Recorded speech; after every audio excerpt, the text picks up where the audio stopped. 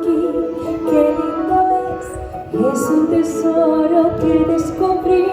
Es muy simple decir que no hay más que pedir, que lo que ves a tu alrededor, tanta abundancia, tanto esplendor, te hace pensar que yo no necesito más regalitos, así tengo miles, aunque a veces no sepa qué son. ¿Quieres unos no sé qué pops? Me dice, tengo 20, yo le he dicho que no. Pero yo, en verdad, quiero más.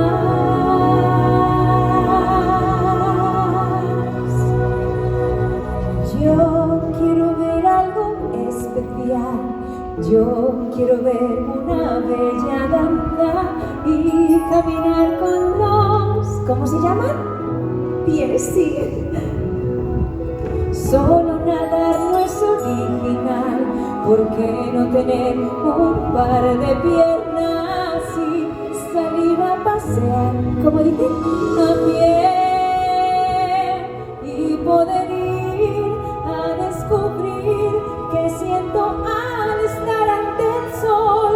No tiene fin, quiero saber más, mucho más.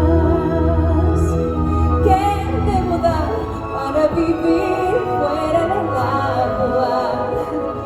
¿Qué hay que pagar para un día completo estar? Pienso que allá lo entenderán, puesto que no prohíben nada, porque habrían de impedirme ir a jugar, a estudiar. ¿Qué hay por saber? Con mis preguntas y sus respuestas, ¿qué es fuego, qué es quemar?